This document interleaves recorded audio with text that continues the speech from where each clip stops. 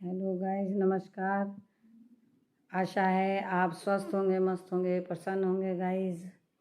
और मैं आज आपको बता रही हूँ या इस वीडियो में ये बताऊँगी कि आज चंद्र ग्रहण है, तो यह कब से पड़ेगा और कब समाप्त होगा और इसमें हमें क्या करना चाहिए, क्या नहीं करना चाहिए, इसके बारे में आपको मैं बताऊँगी। आज चंद्र ग्रहण है और इसका सूतक कब से लगेगा। आपको इसके बताने से पहले आप मेरी वीडियो को लाइक कर देना, शेयर कर देना, सब्सक्राइब कर देना प्लीज़, ताकि मेरी वीडियो आप जब लाइक करोगे तो और जगह भी जाएगी, सब्सक्राइब करोगे तो मेरी वीडियो और जगह जाएगी और सब देखेंगे और पसंद आएगी सबको मेरी वीडियो। गाइज़, आज चंद्र ग्रहण है और यह चंद्र ग्रहण के बारे में आप सबको तो कई दिन से ही पता है कि चंद्र ग्रहण पड़ने वाला है और आज ही कार्तिक मास का महीना शुरू हुआ है। और कुछ लोग इसका पाठ प्रतिपदा परसों से रखेंगे, कल को छोड़ के, क्योंकि ग्रहण है इस वजह से। और गाइज, इसका जो सूतक है, ग्रहण का सूतक है, 4 बजे से लग जाएगा। और यह ग्रहण का आरंभ, इस ग्रहण का आरंभ रात के 1:05 से 2:23 तक इसका ग्रहण का समय है। और आप लोग इस ग्रहण के समय कोई चीज़ ना खाएं, ना पिएं, और कोई खाने का आपका जितना भी सामान है उस पर सभी तुलसी जी के पत्ते डाल करके रख दें। और कोई भी खाने के वस्तु उघड़ी ना छोड़ें, सब चीज़ों में तुलसी के पत्ते डाल दें। और गाइस, सबसे ज़्यादा तो मैं ये इस बात पर जोर दूंगी कि जो हमारी गर्भवती बहनें हैं तो उन्हें इसका विशेष ध्यान रखना चाहिए, क्योंकि गर्भवती औरत पे ग्रहण का बहुत ज़्यादा प्रभाव पड़ता है। और यह इस ग्रहण में जिनके जो गर्भवती हैं वो खाट पे या पलंग पे सीधे लेट जाएं और अपने पेट पे सतिया बना लें। सतिये के अंदर बहुत ताकत होती है, बाहर की नेगेटिविटी जो ऊर्जा होती है उसे दूर से दूर रखने की बहुत ताकत होती है। इसीलिए हमारे घर दरवाज़ों पे भी स्वस्तिक का निशान बनाते हैं। और पूजा पाठ में आप देखते हैं कि सब जगह स्वस्तिक का निशान हम लोग बनाते हैं और पंडित जी भी बनाते हैं। और जो गर्भवती महिला हैं वो टेढ़ा वगैरह, टेढ़ी इधर उधर को करवट लेके ना लेटें। और अगर उन्हें बाई दिवय परेशानी है और नींद आ रही है तो वो सो सकती हैं। और जो बुजुर्ग हैं या बच्चे हैं, मजबूरी है जिनके आगे, वो सो सकते हैं। लेकिन शास्त्रों का कहना है कि ग्रहण के समय सोना नहीं चाहिए और भगवान का नाम लेना चाहिए। भगवान के नाम मतलब बहुत से लोग तो इसमें बैठ जाते हैं और माला का जाप करते हैं। और बहनों, ये भी कहते हैं कि जो ग्रहण के समय आप भगवान का मंत्र का जाप करते हैं वो मंत्र सिद्ध हो जाता है। और इस जैसे ग्रहण पड़ता है, सूर्य ग्रहण या चंद्र ग्रहण पड़ता है, तो इस ग्रहण में जो तपस्वी हैं वो बहुत पूजा करते हैं, मंत्रों की सिद्धि करते हैं। और जो तांत्रिक होते हैं, जादू टोना करते हैं, वो भी इसी पूर्णिमा में जो ग्रहण पड़ता है, इस ग्रहण में ही वो सिद्धि का मंत्र प्राप्त करते हैं। बहुत से लोग सांप की झाड़ करते हैं, बहुत से लोग बिच्छू की, ततैयों की, वो भी सब इसी ग्रहण में सूर्य ग्रहण हो या चंद्र ग्रहण हो, ग्रहण में ही सीखा जाता है और उसकी पूरी उसे ताकत मिलती है। तो गर्भवती औरत को अपने हाथ से कोई चीज़ भी नहीं काटनी है, ना कोई फल काटना है, ना सुई धागे से कोई चीज़ सिलनी है, ना कैंची से कोई चीज़ काटनी है, ना चाकू से काटनी है, और सीधे ही पड़े रहना है। और अपनी पूजा पाठ में भगवान मन लगाएं, अपने पूजा पाठ में मन लगाएं। और अपना कोई भी चीज़ ऐसे समय में कोई चीज़ ना खाएं। अगर आप कोई चाकू छुरी से कोई चीज़ काटेंगे या सिलेंगे धारदार चीज़ से, तो उसका फर्क आपके बच्चे पे पड़ेगा और आपके बच्चे का अंग भंग हो सकता है, कुछ भी हो सकता है। इसलिए आप भी अगर बैठ सकें तो बैठ के भगवान का नाम लें, और नहीं बैठ सकती तो आप सीधी लेट जाएं। बैठने से भी दिक्कत होती है गर्भवती औरत को। बहुत से लोग ना, औरतें कहती हैं कि इसमें लेटना नहीं चाहिए, ऐसा गलत है। मैंने हमारी सब भाभीयों के बच्चे हुए, हमने सबको सीधा लेटा के और सतिया बना दिया, और सब बच्चे स्वस्थ हैं, सही हैं, कोई अंग भंग किसी का नहीं है। तो आप लोग भी अपने सीधा लेट जाएं। कोई वृद्ध है तो अगर कोई बाई दिव्य मजबूरी है तो आप लेट जाएं, उसमें कोई संकोच नहीं है। बूढ़ा, वृद्ध, रोगी, इन तीन को तो शास्त्रों में भी लिखा है कि इनके लिए माफ़ी है। और ये चंद्र ग्रहण, सूर्य ग्रहण तो आपको पता ही है। जब हमारे समुद्र का मंथन हुआ था तो देवताओं राक्षसों ने दोनों ने मंथन किया था, और इसमें जो अमृत निकला था तो राक्षस कह रहे थे कि हम लेंगे और देवता कह रहे थे कि हम लेंगे। फिर विष्णु भगवान ने उसका निर्णय किया, और उसमें सूर्य देवता ने इशारे से, तो इसमें एक राक्षस था जो देवताओं की लाइन में बैठ गया था भेष बदल के देवताओं का। तो सूर्य देवता ने भगवान विष्णु से कहा था कि भगवान, यह राक्षस है और इसने अमृत पान कर लिया है। तो भगवान को बहुत बुरा लगा था। जब से ये जो राहु केतु ये हैं, इन्होंने सूर्य को मुंह में रख लिया था, तो ये सूर्य ग्रहण और चंद्र ग्रहण ये जब से ही पड़ते हैं।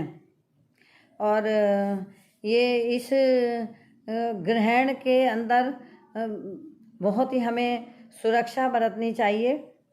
और बहनों मेरी, आज से कार्तिक का महीना भी शुरू होने जा रहा है, और कार्तिक में आप लोग सवेरे उठें, तारों की छाँव में नहाएं, और क्योंकि टाइम चाहे आपका 4 हो 4:30 हो, तारों की छाँव में इसका स्नान का विधान है।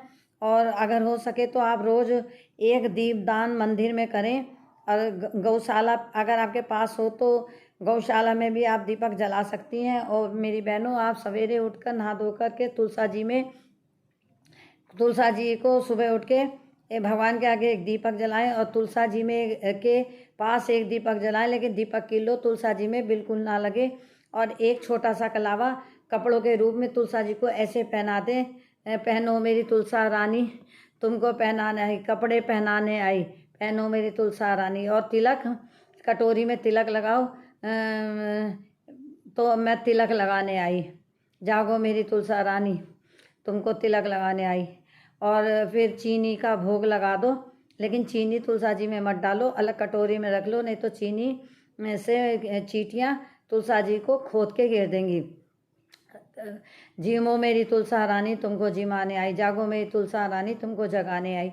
और नहाने के बाद मेरी बहनों, अपने घर में जब आप स्नान कर लेती हो, उसके नहाने के बाद एक तो झाड़ू में हाथ ना लगाएं, एक कंघे में हाथ ना लगाएं, बिल्कुल भी हाथ ना लगाएं।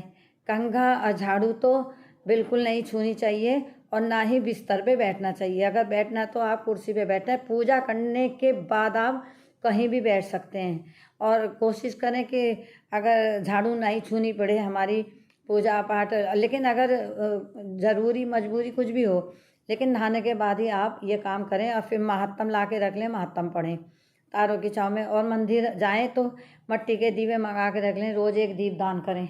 और जब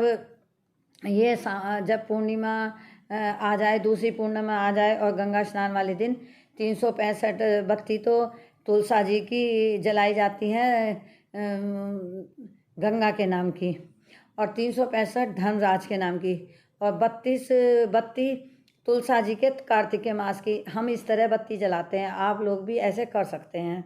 और रोज़ाना सूरज को जल देना चाहिए पूरब की तरफ को करके मुँह, और महात्म पढ़ना चाहिए। अगर आप किसी ब्राह्मण से पढ़ाना चाहती हैं तो ब्राह्मण से भी पढ़ा सकती हैं, उसमें कोई मुझे किसी को भी ऐतराज़ नहीं है। मैं तो स्वयं पढ़ती हूँ शुरू से, अब मेरा तो समय कम है जीने का, तो मैं अपने आप ही पढ़ती हूँ। पढ़वाना वैसे ब्राह्मण से चाहिए, इसमें कोई शक की बात नहीं है। और लेकिन मैं पढ़ लेती हूँ। मेरे जो गुरु थे वो ब्राह्मण थे, मैंने उनसे गुरु दीक्षा ली थी, तो उन्होंने कहा था कि मैंने तुम्हें आज से भारद्वाज ब्राह्मण बना दिया। तो हमने जब से बहुत बड़े बड़े यज्ञ भी किए, तो हमने घरों में भी जाके करे, तो मैं तो इसलिए कर लेती हूँ, और आप लोग भी कर सकते हैं। और आप लोग इसमें जो चंद्र ग्रहण पड़ रहा है, इसमें हम लोग शरद पूर्णिमा में चावल भिगो के रखते थे कि खीर बनाने के लिए, लेकिन आपको अगर बनानी है तो आज ही बना सकती थी, लेकिन अब आप खीर नहीं बना सकती क्योंकि अब थोड़ी देर में सूतक लगने वाला है। और अगर आपको खीर बनानी है तो जब ये सूतक चंद्र ग्रहण ख़त्म हो जाएगा रात के 2:23 के बाद, तब आप चावल भिगोने रख सकती हैं और सुबह को आप अगले दिन खीर बना सकते हैं। क्योंकि जो आपकी ये जिसे हम कहते हैं अमृत बरसेगा, तो इसे अमृत नहीं कहते, क्योंकि ये एक तरह का विष ही है। विष, अमृत नहीं, विष बरसेगा। क्योंकि जब ग्रहण होता है तो संसार पे कष्ट होता है। हमारे पूर्वज भी कहते थे कि संसार पे कष्ट है, और कष्ट तो आप देख ही रहे हैं कि कैसा कष्ट है, कि एक देश दूसरे देश से, दूसरा देश तीसरे देश से वर्णवार होने को तैयार हो रही है। लड़ाई झगड़ा चारों तरफ, किस तरह मारा मारी हो रही है, कहीं जहाँ देखो वहीं लड़ाई हाय हत्या। तो आप लोग जो है अपनी पूजा पाठ को बहुत ध्यान से करें, खाने पीने का सामान रख के तुलसा जी के पत्ते डाल दें, और इसमें अपना पूरी सावधानी के साथ अपना रहें। ज़्यादा खाना तो बिल्कुल ना खाएं इसमें, और मंत्रों का जाप करें। यदि आपको कोई मंत्र की सिद्धि करनी है तो किसी से जा कर के, बहुत से लोग जो मंत्र की सिद्धि करते हैं वो पहले से ही एक दूसरे से संपर्क रखते हैं और वो सिद्धि प्राप्त कर लेते हैं। सांप की काटने की झाड़, ततैयों की, और बहुत होती है, और इनकी झाड़, जो सांप की वगैरह की झाड़ जानते हैं तो लगती है इनकी, ये मैंने देखा है, लगती भी है। तो आप, लेकिन मैं यूँ नहीं कहूँगी कि आप विश्वास ही करें, डॉक्टर के पास ज़रूर ले जाएं। अगर आपको कोई सांप दिख जाए तो उसका फ़ोटो फ़ौरन खींच के डॉक्टर के पास जाएं, क्योंकि डॉक्टर के पास जिस तरह का सांप का फ़ोटो होता है वो उस तरह का विष, वो इंजेक्शन डॉक्टर लगा देता है। मैं अंधविश्वास भी नहीं करती हूँ, क्योंकि थोड़ा बहुत तो ज्ञान है ही, इतने अनपढ़ भी नहीं हैं हम। तो बहनों, अब कार्तिक का महीना शुरू हो गया, आप लोग कार्तिक का भी वो करें। और मैं छोटी सी वीडियो बना रही हूँ, आप लोग मेरी इस वीडियो को ज़रूर देखना और अपनी रिश्तेदारी में पहुँचाना। और जब आपके ये ग्रहण समाप्त हो जाए तो भगवान की पूरी अलमारी धोना। अगर आपके घर के पास कोई मंदिर हो तो मंदिर को धोना, उससे सफाई करना, और भगवान के कपड़े, और जब ये ग्रहण पड़े तो भगवान की अलमारी ढक देना, भगवान के सब उन्हें ढक देना। और जब ग्रहण ख़त्म हो जाए तो आप उसे पर्दे को खोल के भगवान को सबके कपड़े बदल देना और अलमारी साफ़ कर देना, हट के दीपक जलाना। और खीर आपको बनानी है तो ग्रहण ख़त्म होने के बाद बनाना। इसमें ग्रहण में खीर मत बनाना, ये आपको खीर जहर के समान नुकसान देगी। ये विष युक्त, मतलब दूषित है, क्योंकि ग्रहण में हर चीज़ दूषित हो जाती है। तुलसा जी में इतनी वाइब्रेशन होती हैं कि यह केवल तुलसा जी ही ऐसी होती है जो चंद्र ग्रहण, सूरज ग्रहण की जो वाइब्रेशन होती हैं उनको रोकने में सक्षम होती हैं। तो मुझे जितना पता था ग्रहण के बारे में, और इसका सूतक 4 बजे लग जाएगा, और आप लोग भी, अब मंदिर बंद हो जाएंगे तो आप लोग भी सावधानी से रहें।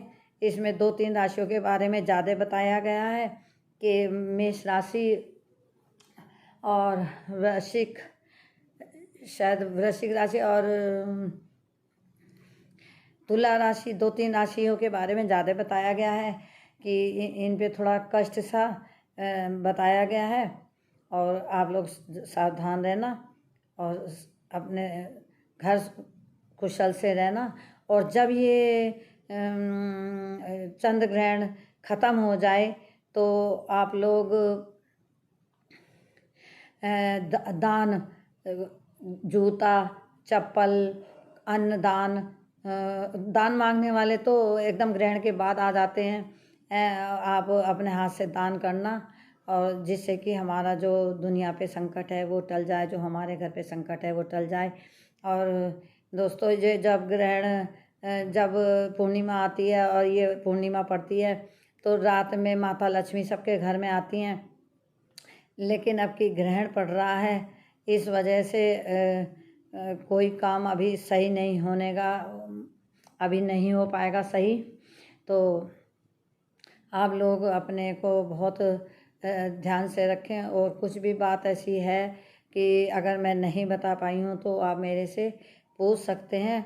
और मैंने भी ये थोड़ा सा मैं अपने गुरु के या गुरु जो शिष्य होते हैं उनके पास जैसे बैठती हूँ, मुझे उनसे थोड़ा ज्ञान प्राप्त होता है। थोड़ा मैं पूजा पाठ में भी ज़्यादा रहती हूँ, तो मैं थोड़ा ध्यान ज़्यादा लगाती हूँ, और इसी वजह से मुझे पता चल जाता है। जो राक्षस थे वो फिर भगवान ने वो राक्षस अमर हो गया था जिसने अमृत पी लिया था। तो जब से वो ये सूरज और चंद्रमा इन्हें ग्रसित, कभी सूरज को ग्रसित कर लेता है, कभी चंद्रमा को ग्रसित कर लेता है। ये सूर्य ग्रहण और ये चंद्र ग्रहण का पड़ने का सिर्फ यही कारण है। और आज जो ग्रहण पड़ेगा रात में, तो रात में ये चंद्रमा बिल्कुल लाल हो जाएगा, सुर्ख खून की तरह। तो आज का ग्रहण बहुत भारी है, और आप जहाँ रहें सुरक्षित रहें। मुझे जितनी जानकारी थी मैंने आपको दे दी। और मेरी वीडियो आपको अच्छी लगे तो लाइक करें, शेयर करें और सब्सक्राइब करना ना भूलें। अगर कोई गलती हो तो मैं हाथ जोड़कर माफ़ी मांगती हूँ। यदि मेरी इस वीडियो में कोई आपको गलती नज़र आती है तो मैं माफ़ी मांगती हूँ आपसे। और मैंने ऐसी वैसे कोई बात नहीं कही है कि जो गलत है, मैंने किसी ना किसी तथ्य के आधार पे ही कही है। और आप मेरी वीडियो को लाइक करें, शेयर करें। Thank you so much. मैंने ज़्यादा लंबी वीडियो नहीं बनाई है, आप मेरी वीडियो को ज़रूर देखें। Thank you so much.